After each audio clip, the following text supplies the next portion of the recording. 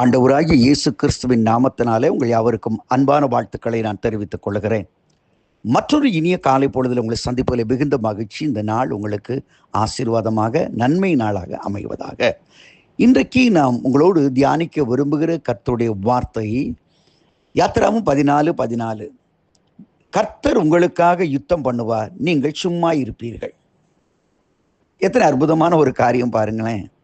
இன்னைக்கு காலை எந்திரிச்சோன்னா நிறைய டென்ஷனில் எந்திரிச்சிருக்கலாம். இன்னைக்கு என்ன ஆக போகுதோ, நான் அங்கே போகணும் இங்கே போகணும், எனக்கு டைமே இல்லையே, என் உடம்புல பலனே இல்லையே, ஐயோ இன்னைக்கு காஃபி கூட எழுந்திரிச்சு போட முடியாத போல இருக்கு அப்படின்னு ஒருவேளை அன்கம்ஃபர்டாக ஃபீல் பண்ணி இந்த நாளை நீங்கள் தொடங்கியிருக்கலாம். அப்படி தானே? ஆண்டவர் சொல்கிறாரு, கர்த்தர் உங்களுக்காக யுத்தம் பண்ணுவார், நீங்கள் சும்மா இருப்பீங்க. கிறிஸ்தவ வாழ்க்கை என்பதே ஒரு ஒரு இளைப்பாறுதல் வாழ்க்கை, ரிலாக்ஸேஷன். ஒரு இளைப்பாறுதலை கர்த்தர் கொடுக்க விரும்புகிறார்.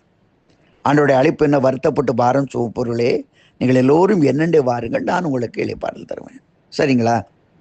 நம்ம பொறுப்பு கர்த்தரை பார்த்துக்கிட்டு இருக்க வேண்டியது.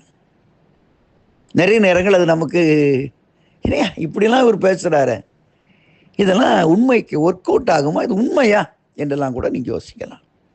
பைபிள் அதாங்க சொல்லுதுங்க. சங்கீதம் 46 வாசித்து பாருங்க. ஜாதிகள் கொந்தளித்தது, ராஜ்யங்கள் தத்தளித்தது, கர்த்தர் தம்முடைய சத்தத்தை முழங்க பண்ணினார், பூமி உருகி போயிடுச்சு. பாருங்க, சுனாமி வருது, இது எர்த்குவேக் வருது, அதுக்கு மேலே உரிய போயிடுச்சுங்க. எரிமலை கூட ஒடிச்சு உருகி போயிடுச்சு. What about us?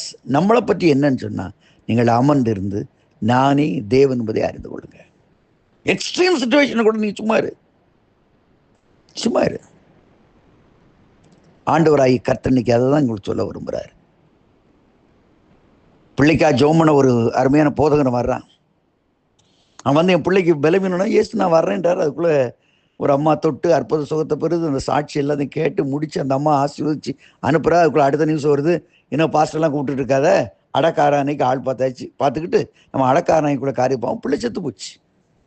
வரும்போது வியாதியாக வந்தான், ஏசப்பா கூட வரும்போது இப்போ பிள்ளை செத்து போச்சு. ஏசு என்ன சொல்கிறாரு? பயப்படாதே, விசுவாசம் பண்ணுவேன், பி ரிலாக்ஸ். என்ன நடந்து போச்சு? அங்கே லாசரு மரித்து போகிறான். பின்னும் இயேசு அந்த ஊரில் இன்னும் 2 நாள் தங்குறாரு. 4 நாள் ஆயிடுச்சு. ஆண்டவர் எதையுமே செய்யும்போது ரொம்ப அலட்டிக்க கிடையாது. கடல் கொந்தளிக்கிறது, புயல் வீசுது. இயேசுவோ அங்கே கீழே அந்த கப்பல்லே அவர் தூங்கி கொண்டிருந்தார், நித்திரையாயிருந்தார். என்ன சொல்றாருன்னா, கர்த்தர் உனக்கா எல்லாத்தையும் வச்சிருக்கிறாருங்க. உனக்கு எப்படி பிரச்சனை வரும், எந்த விதத்தில் பிரச்சனை வரும், என்ன யாரு உன்னை கன்ஃபியூஸ் பண்ண எல்லாம் ஆண்டவர் தெரியும். You know everything. அவர் சொல்றாரு, நான் பார்த்துக்கிறேன். இல்லையா, ஒருத்தர் பஸ்ஸில் நம்ம ஏறி உட்காடுறோம், சென்னை டு தூத்துக்குடியோ சென்னை டு திருநெல்வேலியோ வர்றீங்கன்னு வச்சுக்கோங்களேன். 10 மணி நேரத்துக்கு மேலே அவன் மேலே கூட உட்காந்துருக்கோம். ஏறணுன்னு பஸ் டிரைவர் பார்த்து, ஐயா வண்டியை ஒழுங்காக கொண்டு போகிறா, சேர்த்தாலும் கொஞ்சம் சாப்பிட எங்கேயாவது விழுப்புரம் பக்கம் எங்கேயாவது நிப்பாட்டுறேன்னு வச்சுக்கோங்க. ஏங்க வண்டி எத்தனை வருஷம் ஓட்டுறீங்க அப்படின்னு கேட்டான். அவங்கள உள்ளே வச்சுருப்பானா, உடனே இறக்கி விட்டுருவ மாட்டான். எவ்வளோ நம்ம போனோட அதில் நல்ல ஸ்லீப்பிங் இது இருக்குதா, இது ஸ்லீப்பிங் கோச்சா, ஸ்லீப்பர் பண்ணலாமா, செமி ஸ்லீப்பரா, என்ன ஸ்லீப்பர், ஃபுல் ஸ்லீப்பரை உட்காந்து போகிற ஏசியை நல்லா போட்டு இழுத்து மூடி தூங்கிட்டு போரிட்டு இருக்கிய, பிரயாணம் பண்ணிகிட்டு இருக்கியே, எந்த இதில் அதெல்லாம் இளைப்பாற தெரியுதுல்ல. ஒரு டிரைவரை நம்பி நல்லா தூங்குற, ஒரு ட்ரெயினில் உட்காந்தோன்னு தூங்குற, ஃப்ளைட்டில் ஏறணுன்னு தூங்குற, ஒரு பைலட் மேலே நம்பிக்கை, ஒரு டிரைவர் மேலே நம்பிக்கை, இதெல்லாம் இருக்கிற உனக்கு ஏங்க யுத்தம் உங்களுடைய தேவை? நீங்கள் சும்மா இருப்பீங்க, ஏன் சத்தம் போட்டுட்ருக்கீங்க, ஏன் டென்ஷன் அன்றைக்கி ஆரம்பிச்சிங்க? பி ரிலாக்ஸ், அமைதலாயிருங்க. கர்த்தர் சொல்கிறார், நான் உங்களுக்கு யுத்தம் செய்வேன். ஆண்டவர் யாரை கொண்ட எப்படியாவது யுத்தத்திலே வல்ல, அவர் பேரே யெகோவா நீசி, யுத்தத்திலே வல்லவர். எப்படி செய்வார்னே அவருக்கு தெரியாது. நீங்கள் நினைக்கிற மாதிரிலாம் இப்படி தான் செய்யணும், இவர் மூலமாக தான் செய்யணும், இப்படி தான் நோ சார். உங்கள் கேல்குலேஷன்லாம் கொஞ்சம் எடுத்து ஒரு பக்கமாக வச்சுக்கிட்டு இப்போ இயேசுவை பாருங்கள். இயேசு உங்களுக்காக ஃபீல்டில் இறங்கிட்டார். Praise the Lord. அந்த யுத்தத்துக்காக, முதல் யுத்தத்துக்காக தாவீது கிளம்பிட்டு இருக்கான் பெலிஸ்தருக்கு விரோதமாக. ஆண்டவர் சொல்வார், எல்லாம் முசுக்கட்டை செடிங்கிட்ட நுனியில் இறைச்சலை மட்டும் பார்த்தா போதும், அந்த இறைச்சல் கேட்குற நேரத்தை நான் ஃபீல்டுக்கு இறங்கிட்டேன்ட்டார். யோசித்து பாருங்க.